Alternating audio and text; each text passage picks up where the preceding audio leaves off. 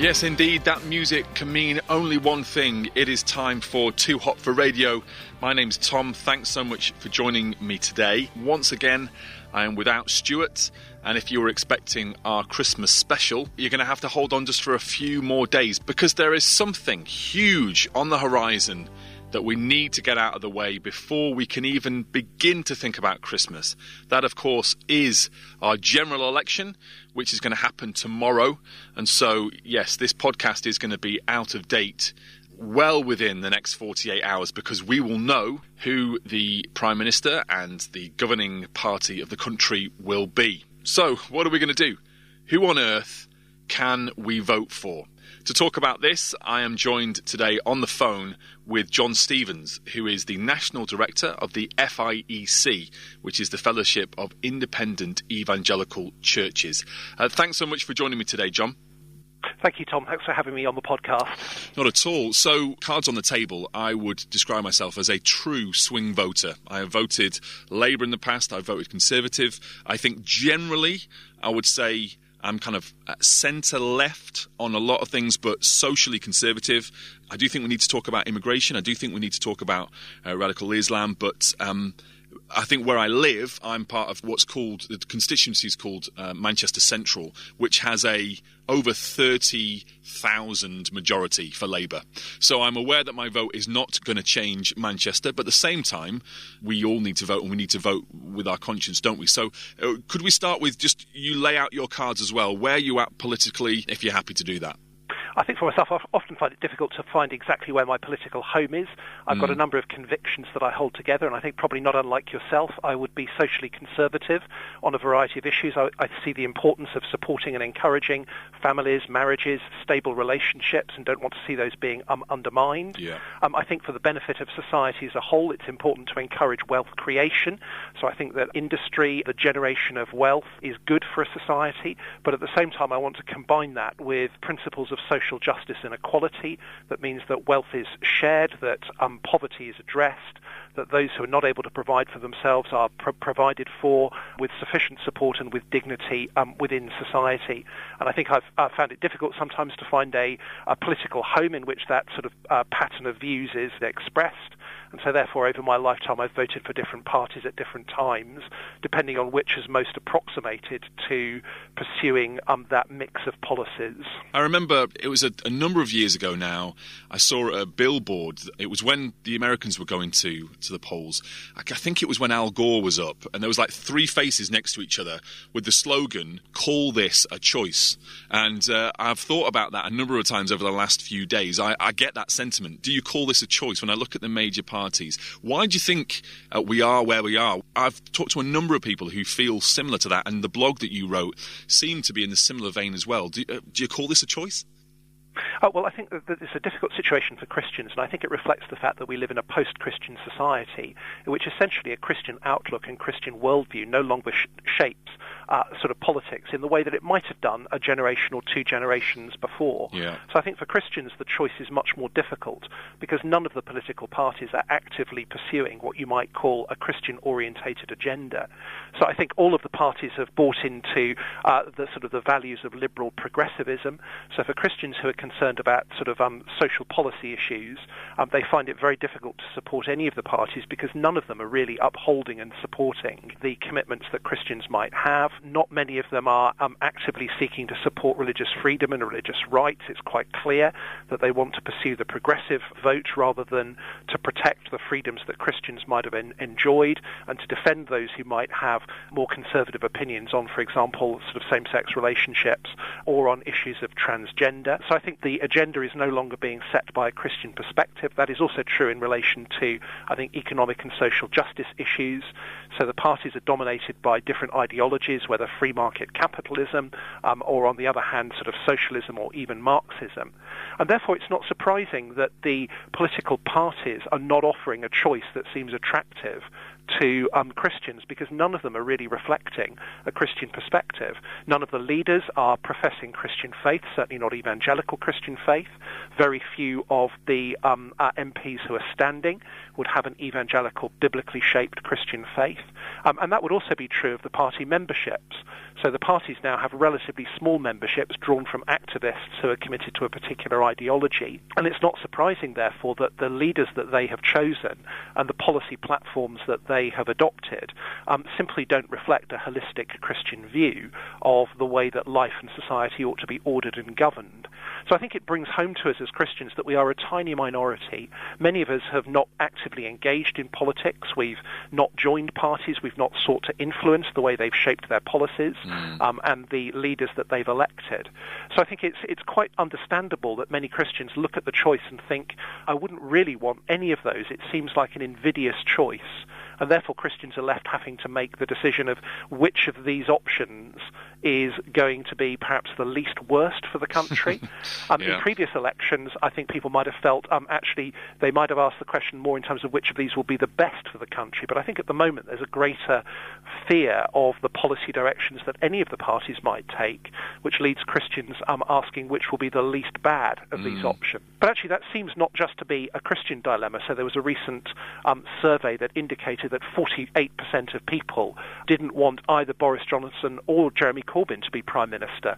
There are about 20% of people wanting each of them to be Prime Minister. But clearly this is a dilemma not just facing Christians, but a large section of the electorate that find it difficult to be enthusiastic about the leaders of either of the two main parties.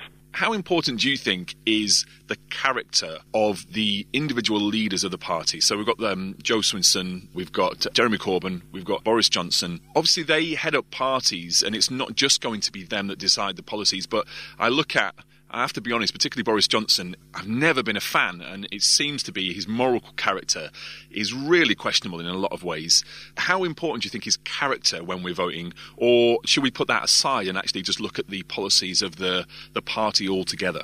Well, it seems to me from a biblical perspective, when people are put into a position of leadership, whether that's in the church or within society, character is a hugely important criteria for judging whether or not a person will exercise their power and responsibility appropriately.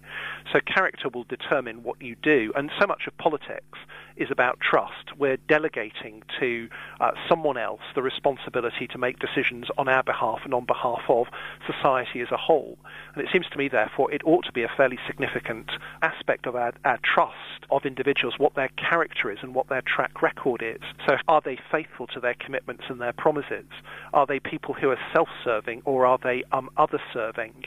So I think the issue of character is hugely important. I think one of the things that's changed within the public discourse over, again, the last 50 years is that there's become an assumption that people's somehow their private life and their public life are separated. Yeah. So we're much more reluctant to judge a person's character and suitability for office on the basis of how they conduct themselves in private. But I think the Bible would say you cannot separate out public life from private life. The way that you treat others, the way that you act in private with people who are close to you is likely to be reflected in the way that you behave in public. So I think there is a fundamental problem, and one of the reasons why people have lost trust in politics is simply because they don't trust leaders to do what they say, and that is ultimately often an issue of their character. They promise things that are untrue pragmatically in order to gain support and to be sort of elected. So I think character is an important issue, and you're right, very many issues of character have been raised in relation to sort of Boris Johnson, things that he's said in the past, the way that he's conducted himself in his private life, a certain measure of secrecy, allegations that have been raised. But I think it would be equally true that some of those issues of character can be raised in relation to Jeremy Corbyn. Again, his own private life has been sort of hardly straightforward. He has, in the past, stood alongside unsavoury characters, appearing to support them.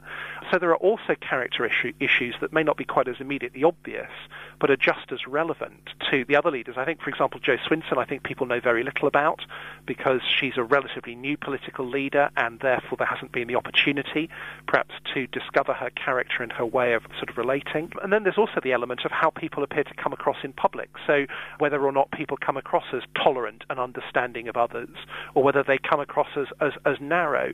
So, for example, I think many people have been struck by the way that Nicola Sturgeon consistently speaks of the Tories in a very negative and intolerant way, but sort of doesn't seem to be equally critical of, for example, the Labour Party and some of the policies that Jeremy Corbyn would be wanting to pursue, and not the issues around, for example, anti-Semitism.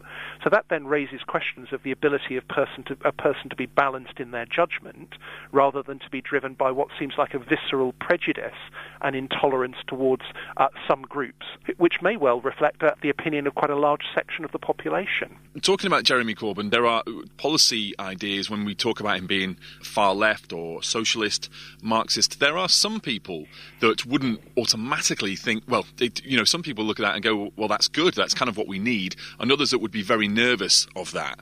Can you just kind of lay out really briefly, what are the concerns if Labour were able to come in and Jeremy Corbyn had free rein really to bring in more of a socialist policy? What would that mean, and why is that? Well, are you nervous of that? Well, I think it's fair to say that Christians will have a wide variety of different views on issues of economic policy and the relationship between the state and individuals. Yeah. So I'm not sure that there's actually a Christian position that could be applied to every party on that question. Christians, as they try to discern what the Bible teaches, will draw different conclusions. Those who would be concerned about some of the policies of Jeremy Corbyn might well be supportive of his desire to want to ensure a greater economic fairness, to meet the needs of the poor, but have questions about the way that is being implemented. So, for example, the taking of companies and organisations into public ownership, and whether that will actually deal with the problems of mismanagement. In the past, nationalisation has not led to kind of efficiency and good service. Often it's led to state monopolies that have existed for the benefit of their employees rather than the benefit of the people that they're seeking to serve. So I think that whole question of whether or not state ownership and state control of resources is the best way of delivering benefits to the people as a whole is a debate, and Christians will take different views on that. A sort of a lack of respect for private property, an assumption that wealth is the result of misused privilege, are again attitudes that Christians could rightly have concern about. So there are those kind of economic questions, and the whole model of taxing and spending and borrowing more, and whether in the long run that does actually lead to greater economic benefit. So, for example, there's a considerable body of evidence that would suggest that, in fact, lower taxes lead to higher tax revenue for the government, which means that it's able to do more for sort of people who are in need. So I think there's a spectrum of economic arguments that individuals will come to different conclusions in the light of the evidence and what they think biblical priorities are. So on the economic issues, I think I would have some concerns about the way those policies might be implicated and their long-term sort of ability to be able to deliver for the benefit of society as a whole, and whether that's the wisest way to seek to help people who need help in society. The anti-Semitism allegations, they seem to really have stuck. And I know a number of people in my family who would be very much more kind of towards Labour, but now feel like that is just not an option on that one issue. I think it is very, very sad that the anti-Semitism allegations have been made, and apparently it seems as though that issue has not been properly addressed and properly confronted. And it seems clear that there is a section on the sort of strong left-wing end of the spectrum that is anti-Semitic, that has views about Israel, views about Jewish people that are completely unacceptable. As Christians, I think we need to recognise within the Christian church there has been a history of anti-Semitism which has been appalling. The Church of England has recently published a report identifying the way that the church has failed in the past in its attitude towards sort of Jewish people. And I think Christians, therefore, rightly ought to be deeply concerned about anti-Semitism. And I can understand that for many that would be a deal breaker in being willing to support somebody who has apparently not dealt with anti-Semitism within his party. Having said that, that needs to be balanced with the fact that within the British Constitution, within the political structure, within the parliamentary structure, those sort of anti-Semitic views would be very unlikely to be carried into effect. And there are other kind of racist views that may well be reflected in other parties and may not have been dealt with within them. So I think it's a really, really important issue. For me, it would be a massively significant issue. I wouldn't want to support someone who was obviously responsible for anti-Semitism, but I think we also need to have sort of a more holistic view of different kinds of racism, which behind the scenes the supporters of different parties may hold to.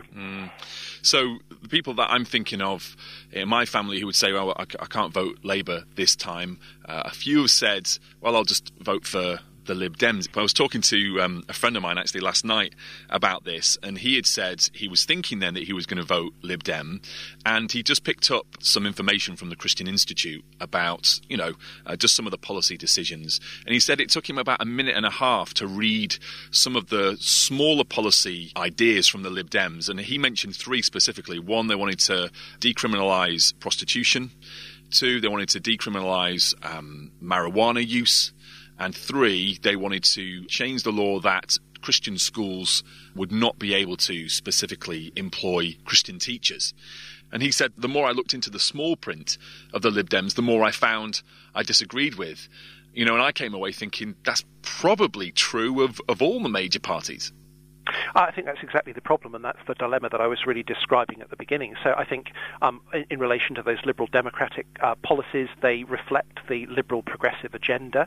I think most of the parties would have policies that would be sort of similar or within that liberal progressive arena. And I think the challenge for Christians is if you look at each party and analyse all of the specific policies that they offer, I think you could find in each party's case reasons why as a Christian you might think, I don't want to vote for that party.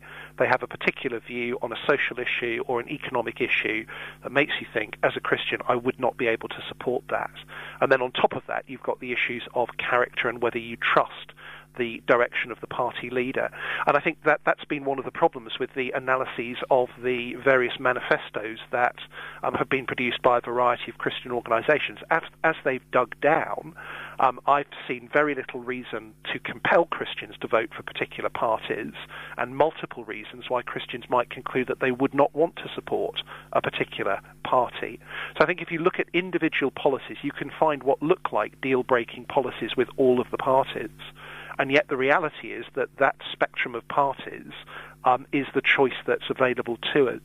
And therefore, I think this comes back to the question of choosing what is going to be least damaging to the nation and the cause of the gospel as a whole. But if we're looking for parties that we can wholeheartedly endorse because we think that every policy that they have is going to be acceptable, I think we will be disappointed with every party that we look at in any detail. We haven't talked about the elephant in the room yet, which is Brexit.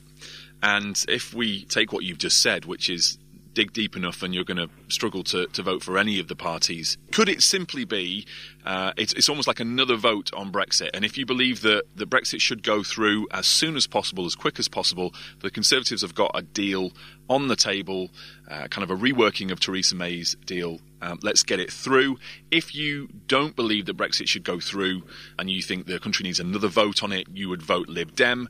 And if you just think we need to hold up, take a little bit longer and, kind of count our cards and go back to the drawing board with a new deal, you vote Labour. Could it be that simple?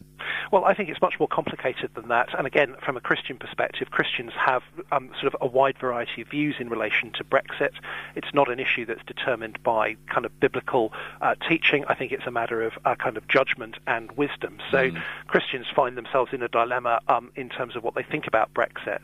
And then in relation to the parties themselves, the challenge is that Brexit is an issue that cuts across party lines, and it's not simplistic. So both of the major parties, the sort of Conservatives and the Labour Party, the people who've traditionally supported those parties aren't focused on one side of leave or remain in a simplistic way. You'll find within both party groups people who've taken those different views, and that's one of the problems. Brexit, in a sense, is a single issue of whether you stay or whether you go, but it cuts across traditional party lines, which is why this election is both so fascinating and so complicated. And the policies are nowhere near, I think, as clear-cut as that. The parties that have got clear-cut policies on Brexit are the Brexit Party, who believe in leaving and leaving with no deal, and and you've got the Liberal Democrats who believe in revoking and remaining in our current arrangement with the European Union. I think with the Conservatives and with Labour, it's more complicated. So Boris Johnson has basically removed from the Conservative Party those who are in favour of kind of Remain. So they're in favour as a party of supporting his deal. And his mantra is that vote Conservative and get Brexit done. But of course, the reality is the withdrawal agreement is not getting Brexit done, because the real issue is what's going to be the nature of the negotiated relationship between Britain and the European Union in the future, and then relationships with other trading blocs around the world. So leaving the European Union under this deal doesn't in any way get Brexit done. It simply starts the process of negotiating what the nature of the relationship is with the European Union in the future. That could be, in effect, a no-deal Brexit. It could be, in effect, a relationship with Europe that looks very much like our existing relationship with Europe. The same is true in relation to the Labour Party. Their policy, which is often criticised, is basically one of renegotiating a deal. And in effect, the deal they want to negotiate is the endpoint deal of remaining in the single market and remaining under the customs union. So the party's policies on Brexit might appear straightforward, but in actual fact, they're not providing the endpoint solution to what Brexit will mean in practice. And that's why I think it's actually very difficult for people to make judgments as to who to vote for simply on the basis of their convictions about Brexit. Well, that hasn't helped, John. I was hoping it was more simple than that, but that's very well, useful. I think this is the dilemma of the election, is there's an awful lot of uncertainty as to what the parties are actually offering us. Yeah. Now, it's interesting. I was reading something the other day that I think it was by Robert Crampton, who was arguing that yes, we talk about the character of political leaders and how untrustworthy they are and how they can just lie to us. And he was arguing that basically us as the electorate, the voters, make it almost impossible for politicians to tell the truth because we want an impossible situation. I've just got a quote here. It's a little bit lengthy, but I was wondering if I could just read this to you and get your stance. He says this is Robert Crampton. Consider the fate of an aspiring politician who made a speech incorporating the following inconvenient truths. You, the voter, simultaneously demand a low level of tax and a high level of public services. You don't want personally to look after your elderly relatives as people do in Spain and Italy, but you'll be damned if you're going to pass up inheriting the parental home in order to fund state provision. Theresa May proposed the very policy, the so-called dementia tax, at the last election and lost her majority as a result. Moving on, larger numbers of poorer people don't want to do low-paid jobs in health and social care, hospitality or agriculture, but don't much like immigrants coming here to do the jobs instead. Large numbers of richer people want the state to subsidise their children's higher education and their commute to work by rail, and also, of course, pay them pensions for 20 years or more after they retire. Pensions that a lot of them don't really need. We're living longer, but many of us don't want to work longer. We want to feel safe and secure, but don't want to pay for more police officers. We want to rule the waves, but don't want to pay more for the armed services. We hate every new bypass except the one that benefits our village. We want more houses, wind farms, prisons and railways, only not where we live. We want unlimited free healthcare while greedily eating and drinking quantities of food and booze that will make us ill. And so on, end quote.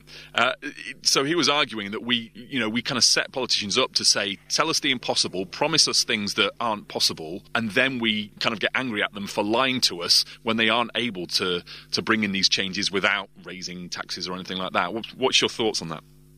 I think his analysis is absolutely right. And I think this is part of the dilemma of politics and, again, why we've ended up where we are. To put it another way, we all basically want to have our cake and eat it. And the reality is that in real life, you can't have your cake and eat it. You have to make hard choices and decisions. So I think people do want to have sort of all the benefits provided without any cost to themselves. There's an assumption that that cost should be borne by somebody else. And people don't want to be told the truth of the choices that they have to make. I think actually that partly reflects in the Brexit debate. So it's easy to sort of speak of kind of leaving the European Union, and many people spoke about that as being easy, the easiest negotiation ever. There was recently a resignation by one of the British diplomats in Washington who was saying that there'd been a total failure to put before the people the hard choices that would need to be made in the future. I think that can be replicated in many different areas of life. People don't want to have to make the hard choices. And our politicians, because they're elected, in a sense, they're put into a position by us of not telling us the truth, because they know that if they tell the truth, then they won't be elected and they won't be voted in. Because you've got parties competing with each other, it's very difficult unless both parties are willing to honestly tell the truth.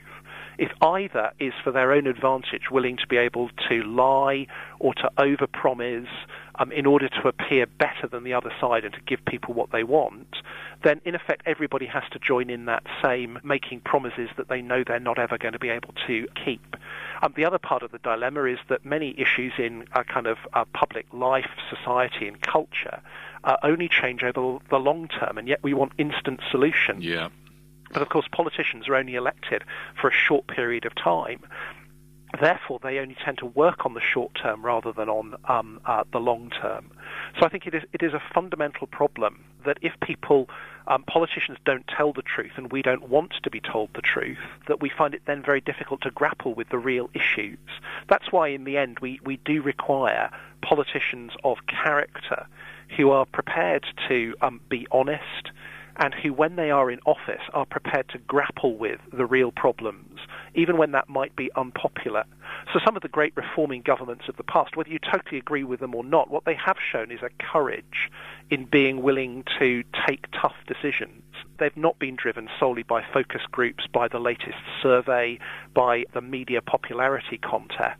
But I think in today's political environment, that is much more difficult for politicians to do. So we live in a culture of spin and distortion, of image, and it's not surprising that people become ultimately cynical about politicians. I think one of the interesting questions will be, after this election, in the next stage of Parliament, people have obviously become deeply dissatisfied with Parliament, which they've seen as being dysfunctional. It is possible that as we wrestle with really big and difficult issues, people may become dissatisfied with the politics of distortion and spin.